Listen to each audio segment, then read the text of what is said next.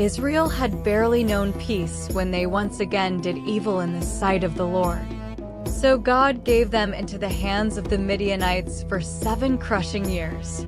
The Midianites were ruthless like locusts, swarming the land with their allies, the Amalekites and eastern tribes.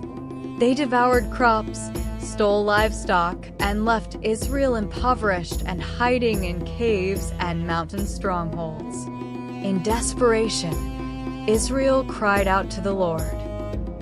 And before deliverance came, God sent a prophet to remind them why this suffering had fallen upon them.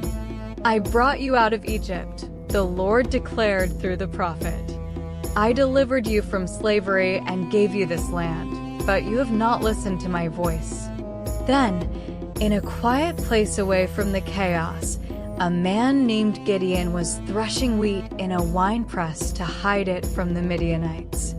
He worked in secrecy, fear pressing on him like the oppressive sun overhead. Suddenly, the angel of the Lord appeared and sat beneath an oak tree in Ophrah. His voice broke the silence with an unexpected greeting. "The Lord is with you, mighty warrior." Gideon paused, confused and almost bitter. If the Lord is with us, why has all this happened to us, and where are all his wonders our ancestors told us about? The Lord looked at him with purpose and said, "Go in the strength you have and save Israel out of Midian's hand. Am I not sending you?" Gideon felt the weight of his insignificance.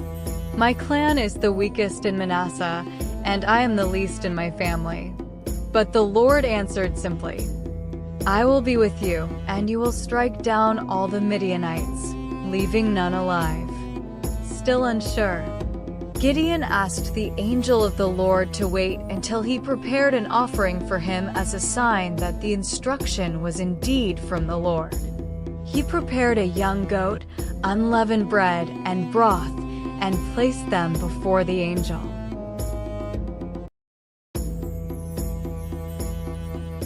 The angel touched the offering with the tip of his staff, and fire sprang up from the rock, consuming it instantly. Gideon realized he had seen the angel of the Lord and feared for his life.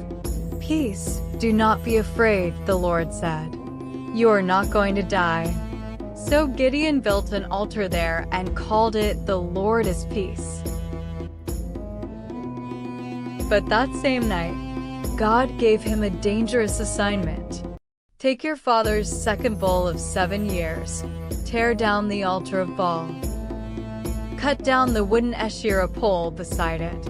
Then build a proper altar to the Lord and take your father's 7 years old bull and sacrifice it on the altar using the wood from the image, which you shall cut down." Gideon feared the reaction of his people, so he did it at night. When morning came, the town was outraged and demanded his death. But Gideon's father, Josh, stood against them. "If Baal is a god, let him defend himself," he said. From that day, Gideon was called Jerubbaal, meaning "let Baal contend with him." Soon after, the Spirit of the Lord came upon Gideon. He blew a trumpet, summoning the tribes of Israel to gather for battle. Yet even then, Gideon sought reassurance. He placed a fleece of wool on the threshing floor and asked God for a sign. "If there is dew only on the fleece and the ground is dry, then I will know you will save Israel through me." In the morning, the fleece was soaked while the ground was dry. He wrung the dew out of the fleece, a bowl full of water. Still uncertain, Gideon asked once more for the opposite. For the ground to be wet with dew, but the fleece to be dry. That night, the ground was wet with dew, but the fleece remained dry. Now convinced, Gideon prepared for war. As dawn broke, thousands gathered with him near the spring of Harod. But God said something unexpected. "You have too many men." "If I give Midian into their hands, Israel will boast that their own strength saved them." So Gideon announced that anyone afraid could go home. 22,000 left, leaving 10,000 behind. But God said there were still too many. He instructed Gideon to bring them to the water to be tested. Those who lapped water like dogs were set apart from those who knelt. Only 300 men remained, and God said, "With these 300 men, I will save you." That night, God sent Gideon to the enemy camp. "If you are afraid, go down with Purah your servant and listen to what they say." Gideon and his servant Purah went down to the enemy's camp. They crept close and overheard a Midianite recounting a dream. How a loaf of barley bread tumbled into the camp and struck a Midianite tent, overturning it. Another soldier answered, "This can only be the sword of Gideon. God has given Midian into his hands." Hearing this, Gideon worshipped God and returned to his camp filled with courage.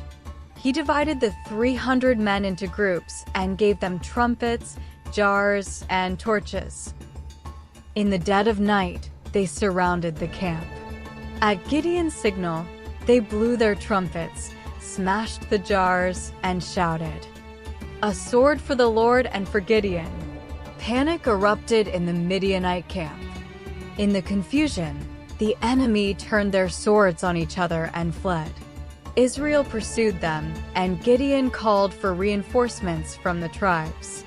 The Midianite leaders Oreb and Zeb were captured and killed. But tension arose when the men of Ephraim complained about not being called earlier. But Gideon answered them with humility, calming their anger. Still, the battle was not over.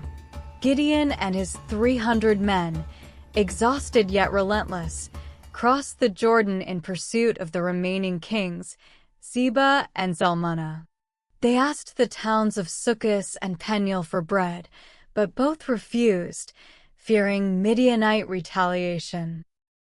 Gideon then responded that after the Lord has delivered Zebah and Zalmunna into his hands, he would return and tear the flesh of the people of Sukkot using thorns and briars of the wilderness, and tear down the tower of Peniel.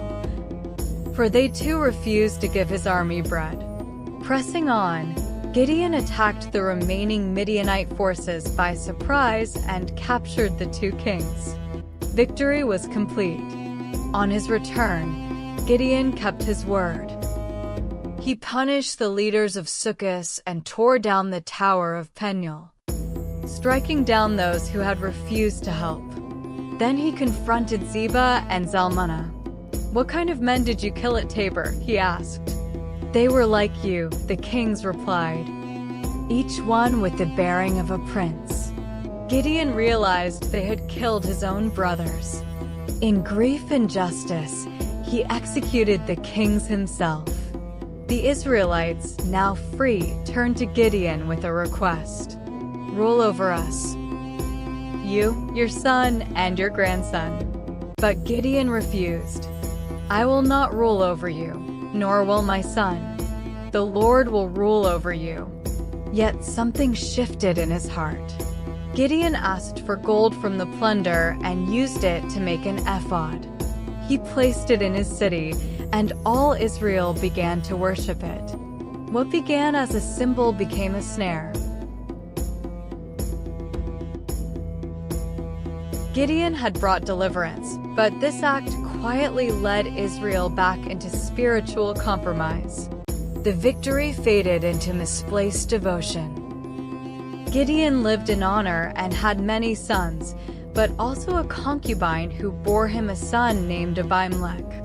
His legacy, once bright, carried seeds of future trouble.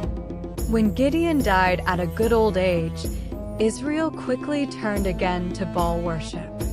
They forgot the Lord and showed no loyalty to Gideon's family. Thus ended the story of Gideon, a man called from fear to faith, used mightily by God, yet whose ending carried a quiet tragedy. His life stood as both a victory and a warning. Did you enjoy the story? Please subscribe to our YouTube channel. This motivates us to create more Bible-inspired stories to share with you. God bless you.